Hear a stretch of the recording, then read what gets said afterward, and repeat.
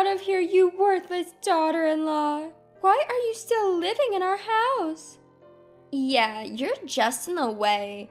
Go back to your parents' house, you ugly woman. After my husband passed away, my mother-in-law and sister-in-law tried to kick me out of the family home. What did I do to deserve this? I've been contributing $2,000 every month to the household. Fine, if you feel that way, I'll leave. Don't blame me for what happens next. My name is Maya. I'm 33 years old. I met my husband Tom at the bank where we both worked, and we got married. We both loved going out for drinks, and our dream was to open a small restaurant someday. For now, we're saving up for that dream, living with my mother-in-law in the family home. Maya, thank you for everything. After your father-in-law passed and Tom's at work, I've been so lonely during the day. Having you here to talk to has been such a blessing. Mother-in-law said with a warm smile. My father-in-law passed away before Tom and I got married. Mother-in-law and father-in-law were known to be a very loving couple. She was devastated when he died. She warmly welcomed me into the family home when Tom and I decided to live with her. The family home has a substantial amount of assets, so money was never an issue. No bullying, no financial worries. Given the comfortable life they provided, Tom and I decided to contribute an extra $2,000 monthly to the household.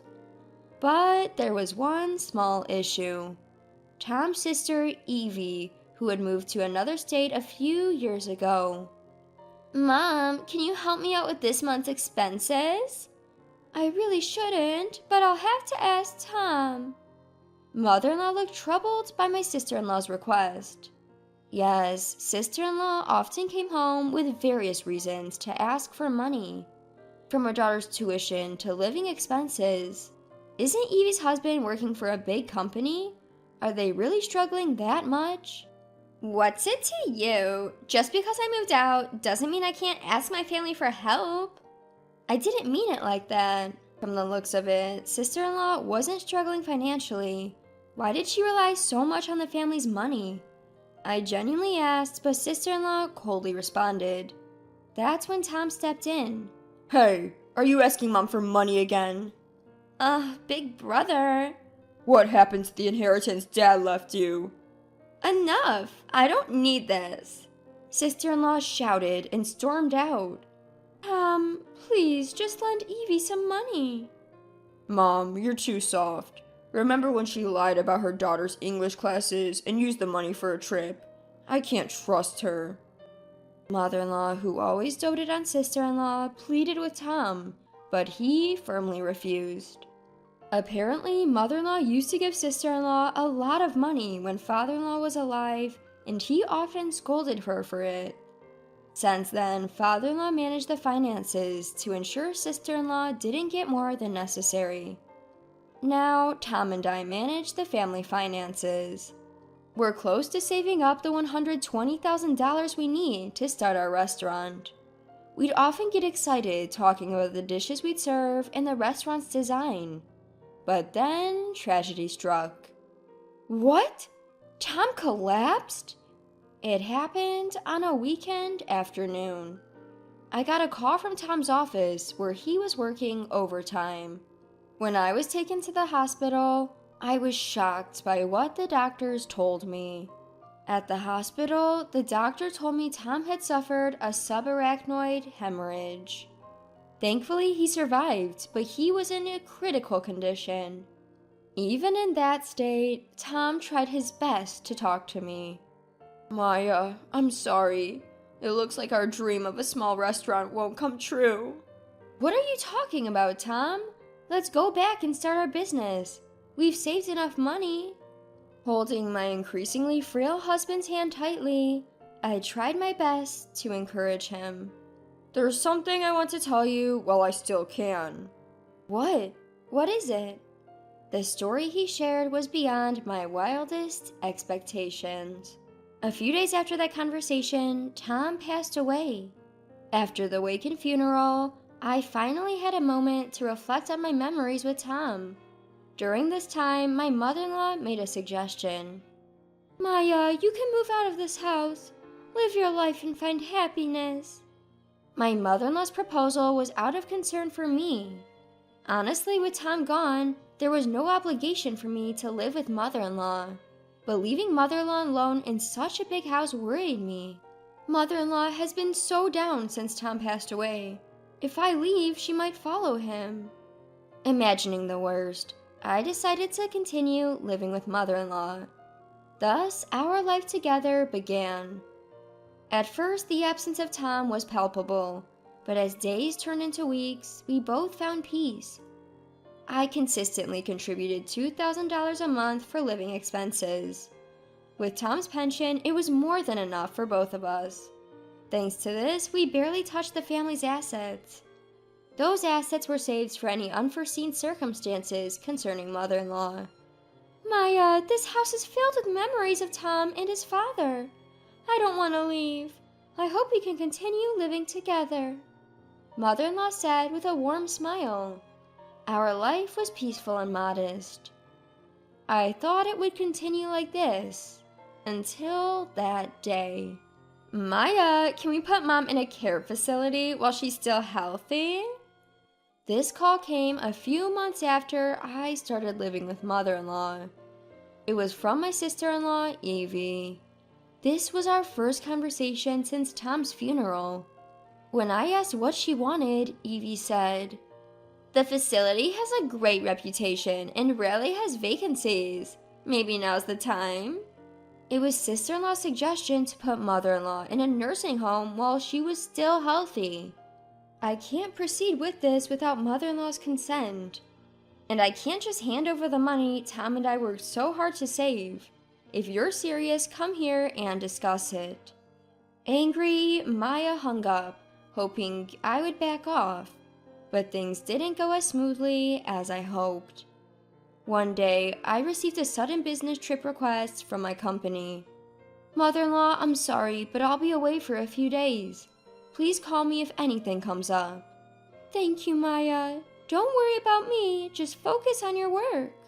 Recently, I had a nagging feeling that my sister-in-law, Evie, was targeting my mother-in-law's house. But with work calling, I had to push those feelings aside and head out on a business trip. Little did I know what was to come. The day I returned from my trip, I opened the front door to find unfamiliar women's shoes. "Evie, welcome back from work." The woman who greeted me from the living room was none other than Evie. "What brings you here so suddenly?" "Well, I wanted to discuss something important." I walked into the living room, suspicious of Evie's flattery, only to find my mother-in-law glaring at me. I took a seat, trying to understand the tension.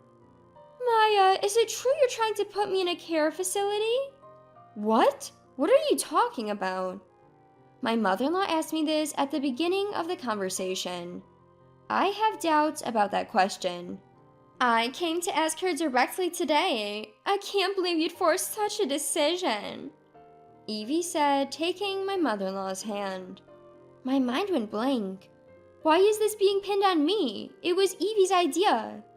As I sat in shock, my mother-in-law continued her accusations. "I told you I won't leave this house, and yet you're trying to kick me out, you traitor." The loving gaze I once knew was gone. I was at a loss for words, realizing she fully trusted Evie now. "It's strange to leave the household finances to someone else. Evie will be living here now. We don't need you anymore." As my mother-in-law guarded herself, Evie smirked. "Oh, by the way, that branded necklace in your room, I sold it for a pretty penny." Stunned, I rushed to my room, finding traces of someone rummaging through my things. The necklace? Could it be? "Maya, was that necklace so important? It was just a piece of jewelry." Saying that, my sister-in-law entered the room with a smile. "It was a gift from my late husband. How could you sell it?" Tears welled up in my eyes. Well, it brought in money. I'm sure your brother would be happy. I couldn't forgive her. She sold a cherished memory of my late husband. From that day, I vowed to get back at Evie. The next day, I packed my belongings, personal items, my husband's keepsakes, photos. With my bags ready, I left the house. At the door, a gleeful Evie said, "I'm sorry your mother-in-law isn't here to see you off. She doesn't want to see your face anymore." "I see. Please take care of her." With a triumphant smile, Evie watched as I left the house for good. A few months after settling into the new place, I got an unexpected call from my in-laws. "You took money without asking, didn't you? How could you be so heartless? You're the worst." "What? I have no idea what you're talking about. What happened?" Sister-in-law shouted even louder, pressing for answers. From what I gathered, the bank account balance, which I used to manage, was low, and they couldn't cover basic bills like water. For some reason, they thought I had taken the money. "Just come over here now." Before I could respond, sister-in-law hung up with a slam. I couldn't help but grimace at the audacity. Honestly, after what they did, I had no obligation to go, but this might be the perfect chance to expose the truth. With that thought, I called someone and drove to my in-laws' house. A few hours later, "You finally made it. Come in." Sister-in-law and mother-in-law were seated, looking ready to blame me for everything. "Look at this." The bank statement showed a negative balance. "I don't know how much you've been spending, but maybe you overspent and that's why there wasn't enough?" "What? You're blaming us? Mom said our spending hasn't changed since you left." "Well, maybe it's because I was depositing $2,000 a month, right there. So the only money left is the inheritance from father-in-law." "What?" "When I left, there was nearly $20,000 in that account." Sister-in-law stared at the bank book in shock. My mother-in-law quickly turned to sister-in-law. "Evie, what did you do? Did you buy something?" You've been giving money to that guy you met on that dating app, haven't you?" I interjected, cutting off their conversation. "Do you have any proof?" "Here's your proof." I presented a photo of Evie with a flashy young man. Mother-in-law stared at the photo, speechless. "How did you?" "My husband had it. He thought it might come in handy someday." Turns out my late husband had been investigating sister-in-law's financial habits for a while. He even took the photo himself. Their relationship seemed to have been going on for some time. "Why, Tom never mentioned," mother-in-law murmured in shock. "He didn't want to worry you. He hoped he could convince Evie to change on his own, though that wish never came true." "I can't believe."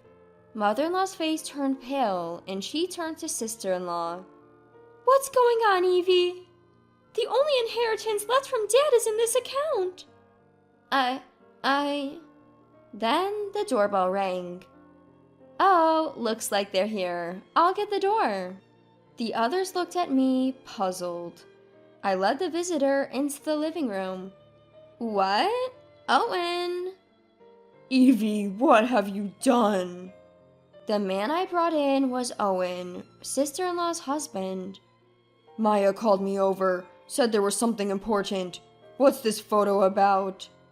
Owen glanced at the photo, then questioned sister-in-law. "What? This is photoshopped. I would never do something like this." "Really? Like when you lied about needing money for our daughter's education? I heard everything thanks to Maya's call." Owen held up his phone. Yes, he had been listening to our conversation. "If Maya hadn't told me, I wouldn't have known about your actions so soon." I reached out to Owen a few days after leaving my in-laws' house. Owen, who had been suspicious of sister-in-law's spending habits, was more than willing to discuss her with me. I showed him a photo and revealed everything sister-in-law had done to me. "After hearing from Maya, I looked into you. You were even having an affair with the guy you met from a dating app. I overlooked some things, thinking maybe you were stressed from parenting. But an affair? I can't deal with you anymore. Let's get a divorce.